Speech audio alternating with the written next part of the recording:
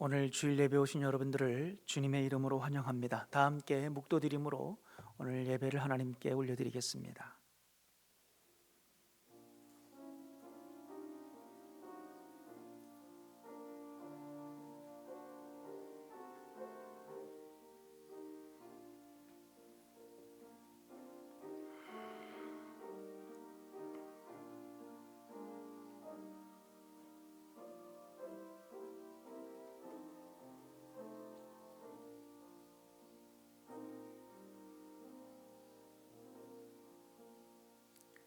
여호와여, 나를 반기시는 때에 내가 주께 기도하오니 하나님이여, 많은 인자와 구원의 진리로 내게 응답하소서. 아멘. 하나님 아버지, 감사합니다. 오늘 저희들을 예배의 자리로 불러주시니 감사합니다. 우리를 반겨주시는 하나님, 우리를 용납하시는 하나님, 우리의 예배를 기뻐하시는 하나님, 많은 인자와 구원의 진리로 우리에게 부어주셔서 오직 하나님의 영광이 드러나는 예배가 되게 하여 주옵소서. 예수님의 이름으로 기도하옵나이다. 아멘. 사도신경으로 신앙 고백하겠습니다. 전능하사 천지를 만드신 하나님 아버지를 내가 믿사오며 그 외아들 우리 주 예수 그리스도를 믿사오니 이는 성령으로 잉태하사 동정녀 마리아에게 나시고 본디오 빌라도에게 고난을 받으사 십자가에 못 박혀 죽으시고 장사한 지 사흘 만에 죽은 자 가운데서 다시 살아나시며 하늘에 오르사 전능하신 하나님 우편에 앉아 계시다가 저리로서 산자와 죽은 자를 심판하러 오시리라. 성령을 믿사오며 거룩한 공회와 성도가 서로 교통하는 것과 죄를 사하여 주시는 것과 몸이 다시 사는 것과 영원히 사는 것을 믿사옵나이다. 아멘. 찬송가 301장, 찬송가 301장입니다. 지금까지 지내온 것 찬양하겠습니다. 찬송가 301장입니다.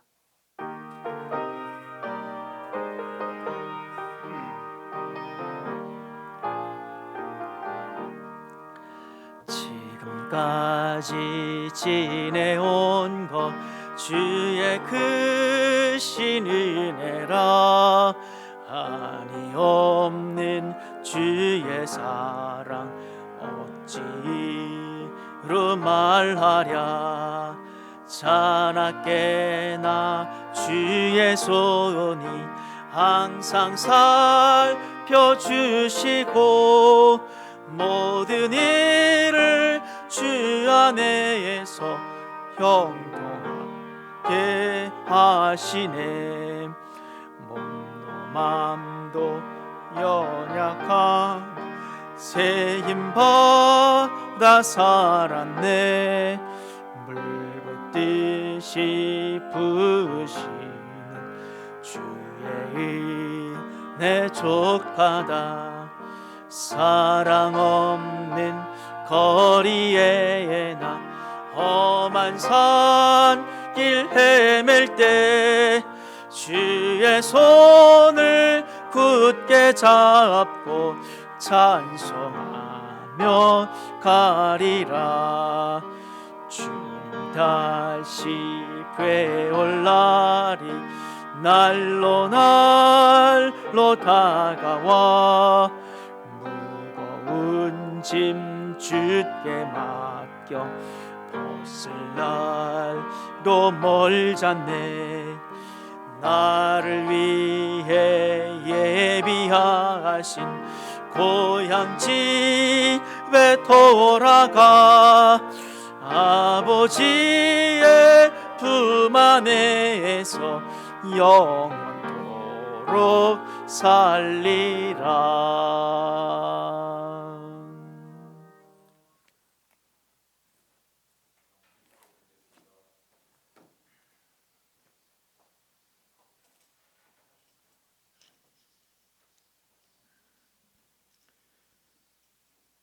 저녁과 아침과 정오에 내가 근심하여 탄식하리니 여호와께서 내 소리를 들으시리로다. 하늘에서는 주 외에 누가 내게 있으리요. 땅에서는 주밖에 내가 사모할 이 없나이다. 내 육체와 마음은 쇠약하나 하나님은 내 마음의 반석이시요 영원한 분깃이시라. 참으로 고마우신 아버지 하나님, 지난 한 주간도 저희들을 지켜주시고 주님 장중에 붙들어 주시고 인도해 주신 은혜를 감사합니다. 또한 주의 거룩한 주일날을 저희들에게 허락하여 주시고 아버지 하나님을 예배하는 예배자로 삼아 주신 은혜를 감사합니다. 어려운 상황 속에서도 저희들 마음속에 주님을 사모할 수 있는 은혜를 부어 주시고 신령과 진정으로 아버지 하나님을 예배할 수 있도록 인도해 주신 은혜를 감사합니다. 저희들 참으로 완악하고 완고하며 교만한 저희의 죄악들을 고백하오니 용서하여 주시옵소서. 저희들 마음을 다하고 힘을 다하여 오직 아버지 하나님만 사랑할 수 있도록 은혜 내려 주시옵소서. 이 시간 함께 드리는 사랑하는 주의 제자들의 각 가정을 주님 붙들어 주시고 은혜 내려 주셔서 영육간에 강건케 하여 주시옵소서. 어려운 이 상황 속에서 언제나 주님만을 붙들고 날마다 승리하며 주님께 영광과 찬송을 올려드리는 아버지 복된 삶을 살아갈 수 있도록 은혜 내려 주시옵소서. 이 시간 간절히 바랐고 원하옵기는 오늘 예배를 인도하신 우리 오범준 목사님 그리고 우리 박갑동 목사님 주님 붙들어 주시고 영육간의 강건함과 성령의 충만함으로 기름 부어 주셔서 아버지 하나님께 예배를 드리는 이 시간이 참으로 복된 시간 될 수 있도록 은혜 내려 주시옵소서. 이 시간 간절히 바라고 원하기는 우리의 젊은이들을 아버지의 젊은 주의 제자들을 올려드리오니 아버지 하나님 저들을 붙들어 주시고 은혜 내려 주셔서 아버지 하나님께서 귀하게 사용하시는 축복의 통로로 아버지 하나님 인도하여 주시옵소서. 우리의 어린 자녀들 올려드립니다. 영육간에 강건케 하여 주시며 아버지 그들이 키가 자라고 몸이 자라듯 지혜와 명철도 자라게 하시며 동일하게 아버지 저들을 축복의 통로로 사용하여 주시옵소서. 이 시간 아버지 우리 조국 대한민국과 아버지 저희가 거하고 있는 이 미국을 올려드리며 온 세계 열방을 주께 올려드리오니 아버지 하나님 불쌍히 여겨 주시옵소서. 아버지 하나님의 은혜 가운데서 아버지 하나님을 날마다 찬송하며 살아가는 주의 성도들 되게 은혜 내려 주시옵소서. 예수님 이름으로 기도합니다. 아멘.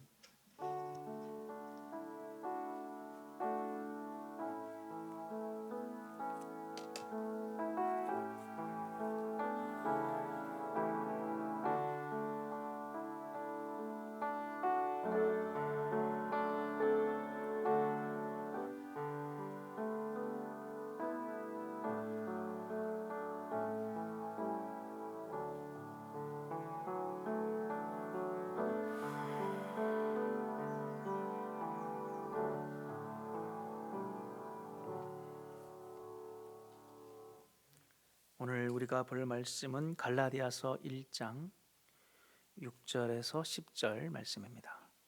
갈라디아서 1장 6절에서 10절입니다.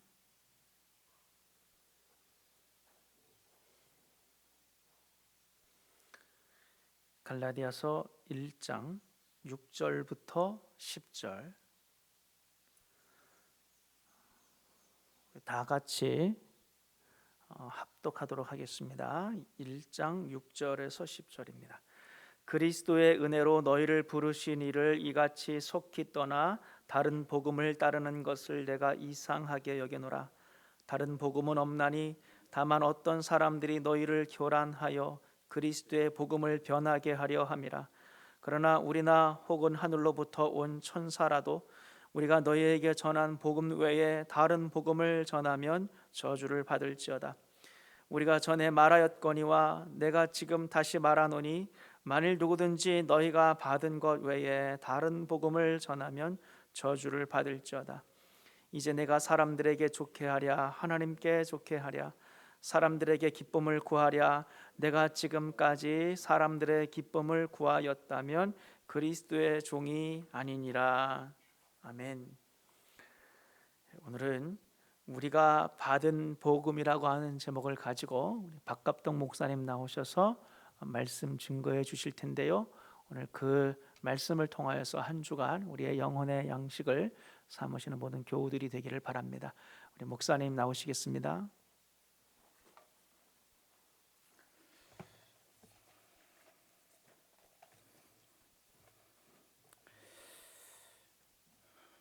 할렐루야. 오늘도 주님께서 주신 귀한 말씀을 통해서 우리 귀한 깨닫는 은혜가 있기를 주의 이름으로 축원합니다. 요즘 코로나 이 사태 동안에 가장 어려운 것 중에 여러 가지가 있겠지만은 그 중에 한 가지가 바로 전파되고 있는 가짜 뉴스 때문이 아닌가 생각이 듭니다. 잘못된 지식과 정보가 전해짐으로 인해서 많은 사람들이 적지 않게 피해를 입고 있습니다. 이와 같이 가짜 뉴스, 가짜 진리, 가르침 때문에 결국은 사람들은 피해를 입게 되고 고통을 당하게 됩니다. 오늘 본문에 등장하는 바로 갈라디아서의 사건도 역시 이와 같은 잘못된 가르침 때문에 생겨난 문제를 우리는 살펴볼 수가 있습니다. 원래 갈라디아 지방은 로마 제국이 지배하던 지금의 터키 지역의 동남부 지역에 위치한 지역을 이루고 있습니다. 이 갈라디아 지역은 바울이 첫 번째 전도 여행을 했던 사도행전 13장부터 14장까지에 등장하는 BCD 안디옥, 이고니오, 루스드라, 더베 지역에 있던 교회를 일컬었습니다. 어느 한 교회를 특정한 것이 아니라 바울이 첫 번째 전도 여행을 통해서 세웠던 갈라디아 지역에 있는 교회를 통하여 그가 건면하고 있는 내용입니다. 바울이 전도 여행을 마치고 또 거기에 그리스도의 복음을 전하고 교회를 세운 이후에 그가 잠시 그 자리를 떠나게 됩니다. 그런데 그가 떠난 사이에 한 가지 문제가 생겨나기 시작했습니다. 바울 위에 다른 그리스도의 복음을 전하는 교사들이 그곳에 방문하여서 바울이 가르쳤던 복음과는 전혀 다른 이야기를 하고 있는 것입니다.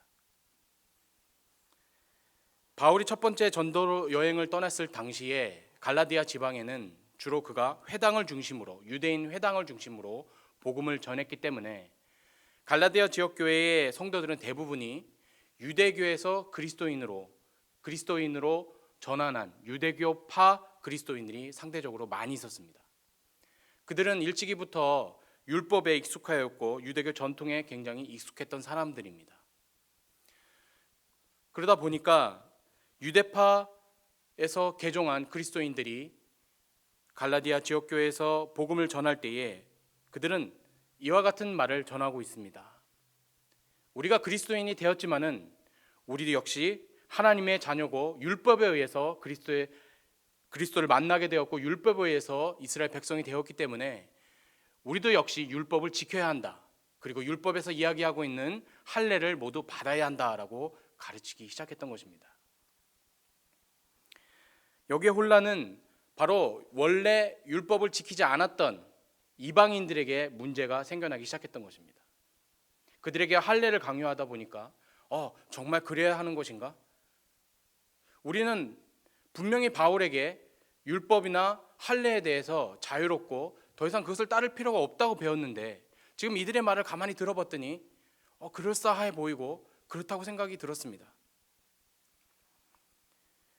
여러분, 이 당시에는 아직 우리가 가지고 있는 신약 성경이 없었기 때문에 바로 바울과 같이 혹은 성경을 가르치는 교사들 또한 복음을 가르치는 교사들의 구전에 의해서 그들이 진리를 따를 수 있고 또 잘못된 가르침과 옳은 가르침을 구별할 수 있는 유일한 길이었습니다.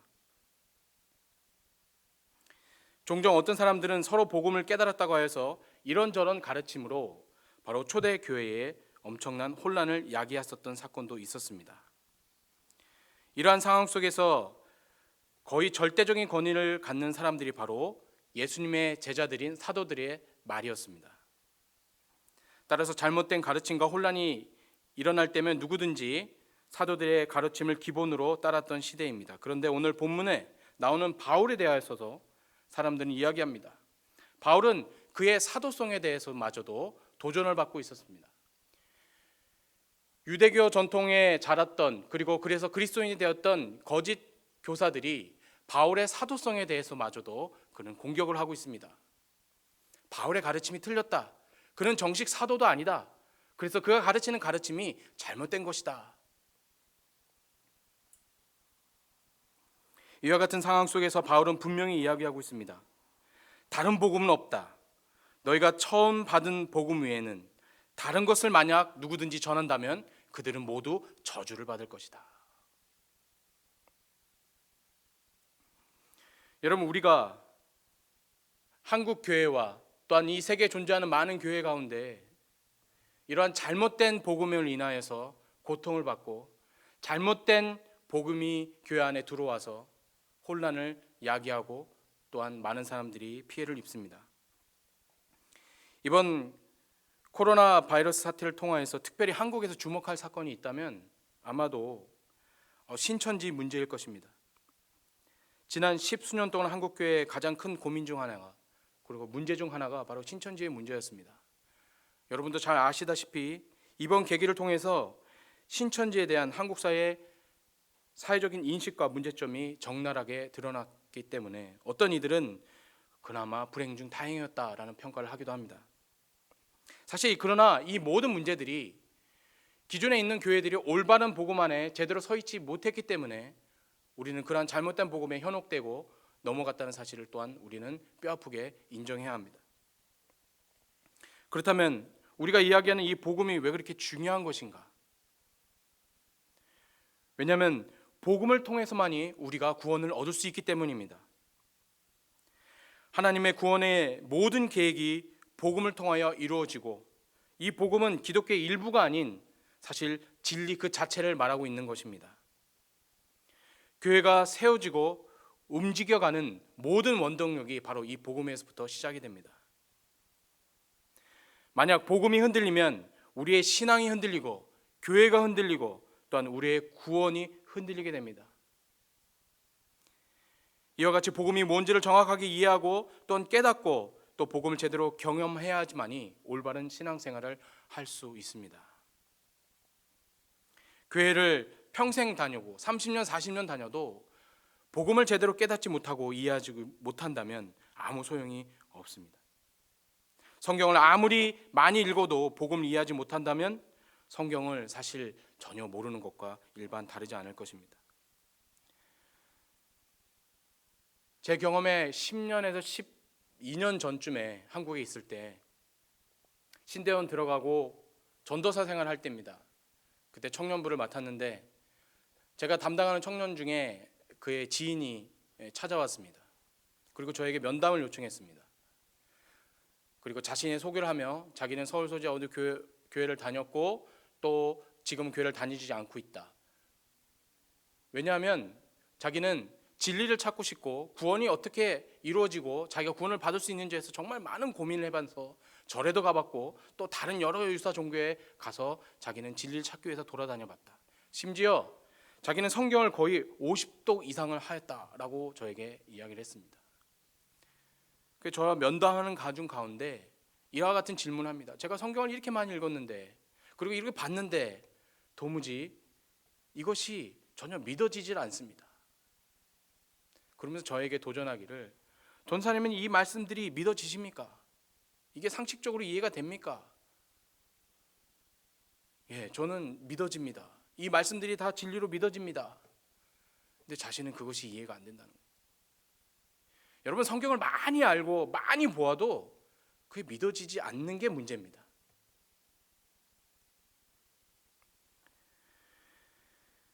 이와 같이 우리는 이 복음을 통해서만이 오직 구원에 이를 수 있고 이 복음을 통해서만이 예수 그리스도를 발견할 수 있습니다.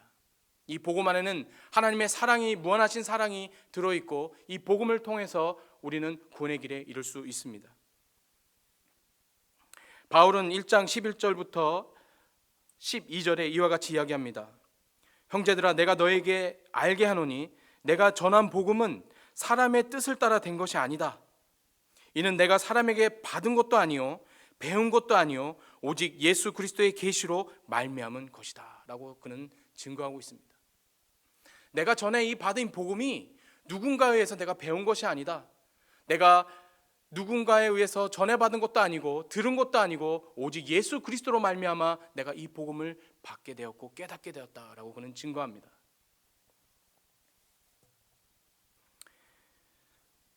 혹자는 이와 같은 질문합니다. 그럼 도대체 복음이 뭡니까? 여러분, 바울이 전한 복음의 핵심은 예수 그리스도의 죽음과 부활이었습니다. 그는 누구보다도 유대교 전통에 열심히 있던 사람이고 누구보다도 유대교 전통과 율법을 지키기에 앞섰던 사람입니다.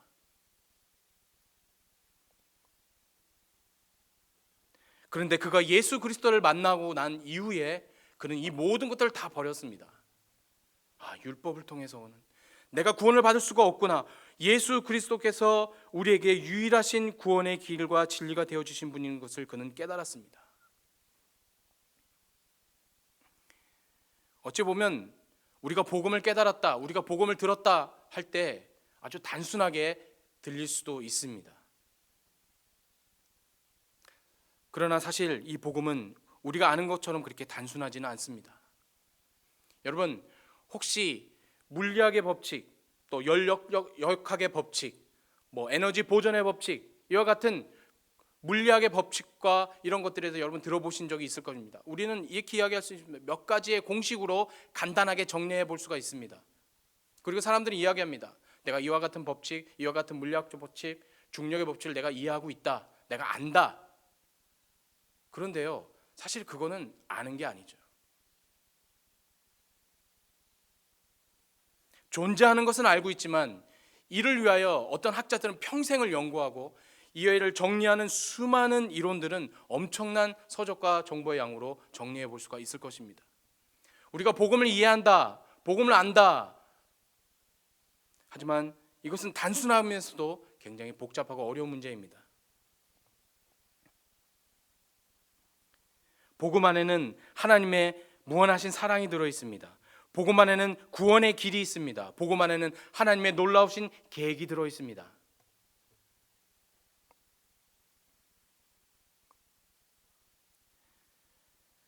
그런데 오늘 본문은 이와 같은 바울이 전한 복음과는 다른 복음을 반복해서 전하고 있는 것을 그는 지적합니다. 다른 복음, 무엇이 다른 복음인가? 그들이 이야기하기는 복음 그리스도뿐만 아니라 무언가가 더 필요하다. 무언가가 더 첨부되었다. 그것은 바로 율법과 전통이었습니다. 여러분, 이단이 잘하는 짓이 무엇이냐? 여러분, 이단은 다를 이자에 끝단자를 써서 끝이 다르다는 의미를 지니고 있잖아요. 끝이 다릅니다. 끝이 달라. 처음에 시작은 비슷하고 유사해 보입니다. 그러나 정작 깊이 들어가다 보면 끝이 다릅니다. 결과가 다릅니다. 가만히 살펴보면 그들은 무언가 특별한 것을 항상 요구합니다. 이 성경 외에도 뭔가 다른 진리가 우리에게 필요하다. 이것 외에도 다른 무언가가 무슨 노력이 우리에게 필요하다라고 가르칩니다. 오랫동안 이단에 빠졌다가 고통당했다는 사람들이 그 이단에서 빠져나와서 그들의 후기를 읽어보면 그들은 처음 믿은 사람들이 아닙니다. 대체적으로 기존 교회에서 신앙생활 열심히 하고 또한 누구보다 더 열심히 있던 사람들이었다는 사실을 우린 종종 발견하게 됩니다. 그런데 왜 이와 같은 사람들이 이단에 빠질까? 사탄은 아주 교묘하게 무언가를 첨부합니다. 이와 같은 사람들은 누구보다도 오랫동안 신앙생활을 영유하였고 누구보다 열심히 하였습니다. 그런데 어느 순간 이 모든 것들이 점점 식상하게 느껴지기 시작했던 것입니다. 느슨해지고 너무 식상하고 내가 아는 것, 내가 믿는 이 복음이 너무 시시해 보였습니다. 그래서 나름 자신의 몸도 마음도 자신의 가진 것도 모든 것도 헌신해 보았지만 결국 한계에 부딪히고 그리고 지쳐갈 무렵 사탄은 아주 교묘하게 유혹합니다. 네가 알지 못하던 뭔가 특별한 하나가 더 있어. 네가 이것을 몰랐기 때문에 지금 너는 이런 것이야. 이때가 가장 위험한 순간입니다. 재미가 없고 신앙생활이 시큰둥하고 또 복음이 무엇인지 복음이 너무 시시해 보이고 바로 그 순간이 우리의 신앙생활의 가장 위험한 순간입니다. 여러분, 복음 안에는 우리의 인생 전체에 대한 하나님의 계획 그리고 인류를 향한 하나님의 무한하신 원대한 꿈이 들어 있습니다. 그리고 하나님의 나라가 들어 있습니다. 장차 오실 예수님 그리고 영원히 우리를 주의 품으로 인도하시고 하나님이 세워가실 원대한 계획이 복음 안에 들어 있습니다. 하나님이 세상을 이처럼 사랑하사 독생자를 주셨으니 이는 저를 믿는 자마다 멸망치 않고 영생을 얻게 하려 하심이라. 복음에는 온 세상을 향한 하나님의 원대한 계획이 분명히 들어 있습니다. 그렇기 때문에 절대로 복음이 시시할 수가 없습니다. 바울은 복음에 대해서 어떻게 이야기합니까? 고린도전서 2장 2절에 내가 너희 중에서 예수 그리스도와 그가 십자가에 못 박힌 것 외에는 아무것도 알지 아니하기로 작정하였습니다. 바울은 복음을 통한 구원의 도를 깨닫고 난 뒤에 그가 가졌던 모든 세상적인 자랑과 세상적인 것들에 대해서 더 이상 알기를 원치 않았습니다. 다 버렸습니다. 복음의 강체가 너무나 찬란해서 복음을 알면 알수록 깨달으면 깨달을수록 이 세상의 모든 것들이 너무나 시시해져 버렸던 것입니다.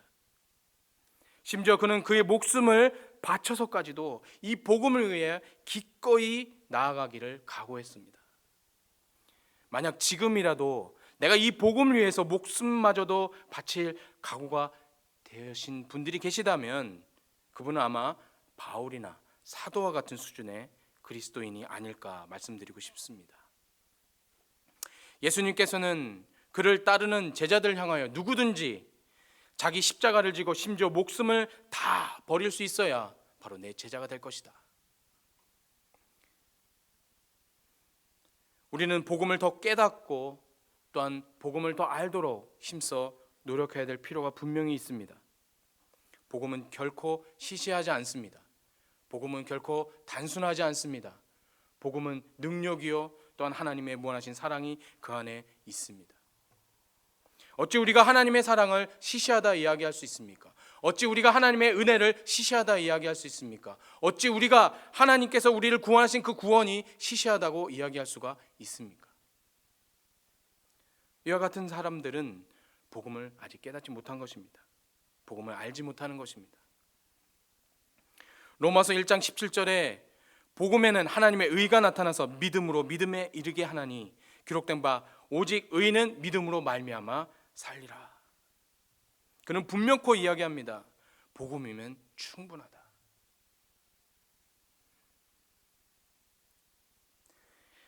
그러면 우리는 이 복음을 어떻게 깨달을 것인가? 도대체 우리는 이 복음을 어떻게 알 것인가? 좀 전에 읽어드렸던 말씀처럼 바울은 갈라디아서 1장 11절과 12절에 내가 사람에게서 받은 것도 아니고 배운 것도 아니고 오직 예수 그리스도의 계시로 말미암은 것이다. 내가 이 전하는 이 복음은 바로 예수 그리스도로 말미암은 것이라고 그는 분명히 이야기하고 있습니다. 그는 더 나아가 어리석도다 갈라디아 사람들아 너희가 성령을 받은 것이 율법의 행위로냐 혹은 듣고 믿음으로냐 우리가 성령으로 믿음을 따라 의의 소망을 기다리노니 너는 성령을 따라 행하라 그리하면 육체의 욕심을 이루지 아니할 것이라 오직 성령의 열매는 사랑과 희락과 화평과 오래 참음과 자비와 양선과 충성과 온유와 절제니 이와 같은 것을 금지할 법이 없느니라. 그리스도 예수의 사람들은 육체와 함께 그 정욕과 탐심을 십자가에 못 박았느니라. 만일 우리가 성령으로 살면 또한 성령으로 행할지니 헛된 영광을 구하며 서로 노엽게 하거나 서로 투기하지 말지니라. 고린도전서 12장에는 성령으로 아니하고는 누구든지 예수를 주라 시인할 수 없느니라. 여러분, 우리가 복음을 깨닫는 아주 중요한 길은 바로 성령 안에서 살아가고 성령을 따라 행하는 삶을 통해 우리는 복음을 더욱더 깊이 깨달을 수가 있습니다. 제가 10몇 년 전에 만났던 그 청년이 고민했던 부분은 무엇입니까? 성경을 아무리 들었고 설교를 그렇게 많이 들었고 교회를 다녀보고 진리를 찾아다녔지만 그게 무엇이었습니까? 바로 그는 성령을 몰랐습니다. 그래서 깨달아지질 않았습니다. 믿어지지 않았습니다. 복음이 무엇인지 이해가 되지 않았습니다.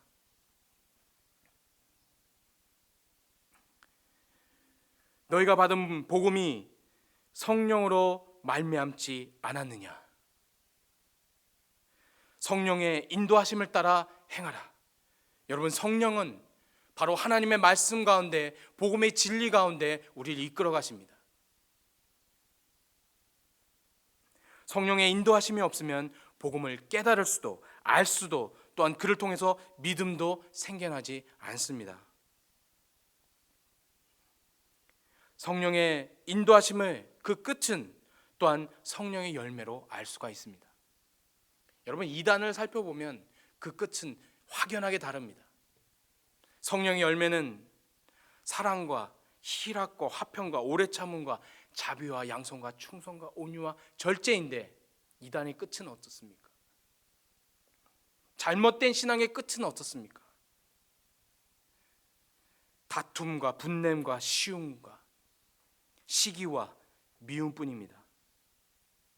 만약 우리가 깨달은 복음이, 우리가 받은 복음이 분명한 하나님의 사랑 안에서 이루어져 있고 또한 그리스도로 인한 그리스도의 계시에 의한 복음이라면 우리가 맺게 되는 그 열매 또한 확연할 것입니다.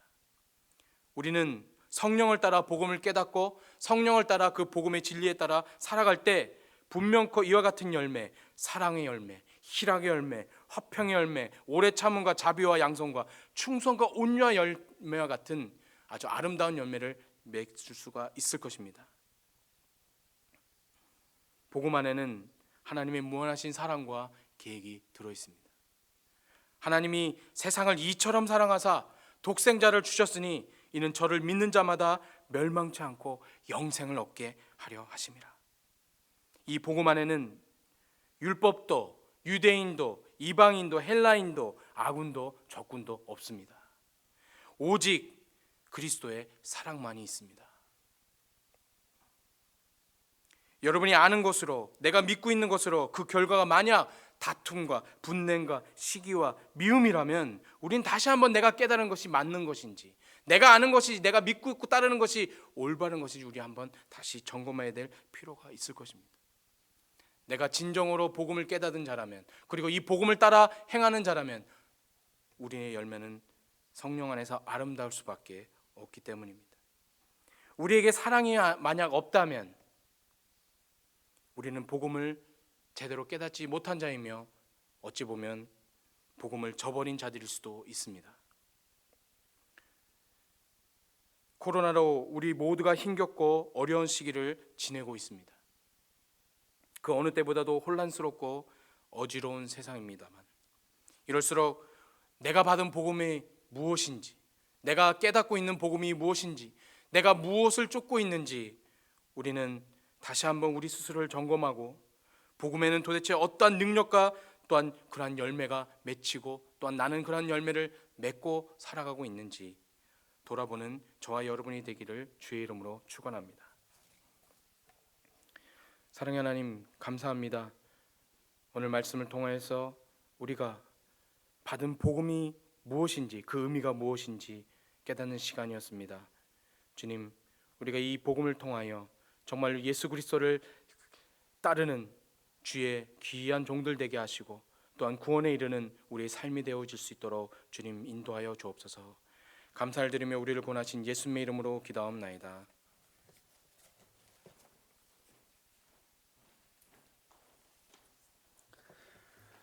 찬송가 94장 부르시면서 준비한 예물 봉헌하겠습니다.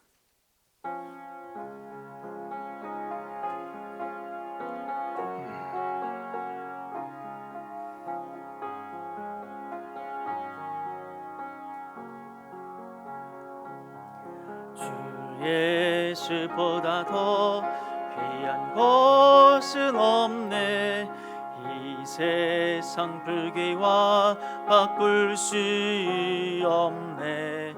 영식은 내 대신 돌아가신 그 놀라운 사랑 잊지 못해. 세상 즐거움 다 버리고 세상 자랑 다 버렸네. 주 예수보다 더 귀한 곳은 없네. 예수밖에는 없네. 하나님 아버지 감사합니다. 한 주간도 하나님의 은혜 가운데 살게 하여 주시고 주님의 능력의 손으로 세심한 손으로 우리를 붙잡으시고 보살펴 주시고 보호하여 주시니 감사를 드립니다. 이 한 주간도 하나님의 은혜와 인도하심 가운데 살게 하여 주시고 복음을 붙잡고 성령의 능력과 은혜로 승리하는 우리 모두가 되게 하여 주시옵소서.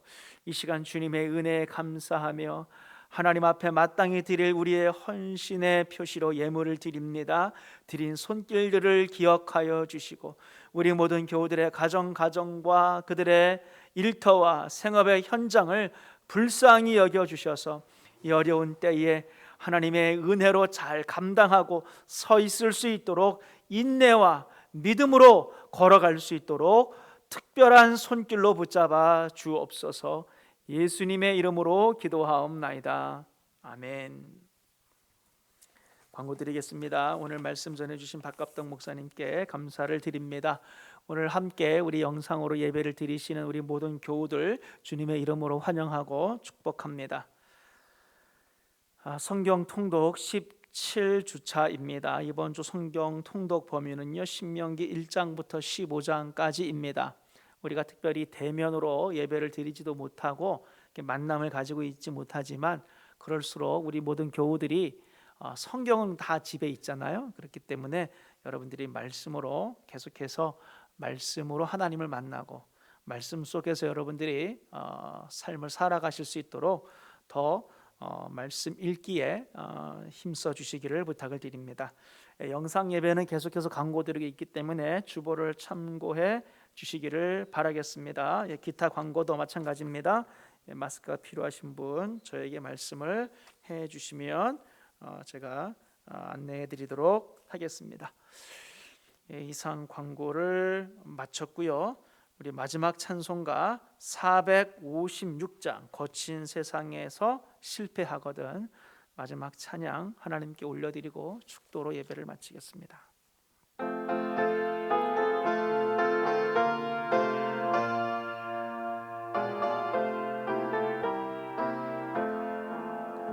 거친 세상에서 실패하거든 그 손 못자국만 서라. 고된 일 하다가 힘을 얻으리 그 손 못자국만 져라. 그 손 못자국만 져라. 그 손 못자국만 져라. 주가 널 지키며 인도하시리. 그 손 못자국만 져라. 내가 어둠 속을 걸어갈 때에 그 손 못자국만 져라. 주가 참 평안을 내게 주시리. 그 손 못자국만 져라. 그 손 못자국만 져라. 그 손 못자국만 져라. 주가 널 지키며 인도하시리. 그 손 못자국만 져. 내가 부활의 주 따라가려면 그 손 못자국만 져라. 내가 주 안에서 길이 살리라. 그 손 못자국만 져라. 그 손 못자국만 져라. 그 손 못자국만 져라. 주가 널 지키며 인도하시리. 그 손 못 자국 만져라. 너의 죄악의 짐 무거울 때에 그 손 못 자국 만져라. 마음문 열고서 주를 모셔라. 그 손 못 자국 만져라. 그 손 못 자국 만져라. 그 손 못 자국 만져라. 주가 널 지키며 인도하시리. 그 손 못 자국 만져라.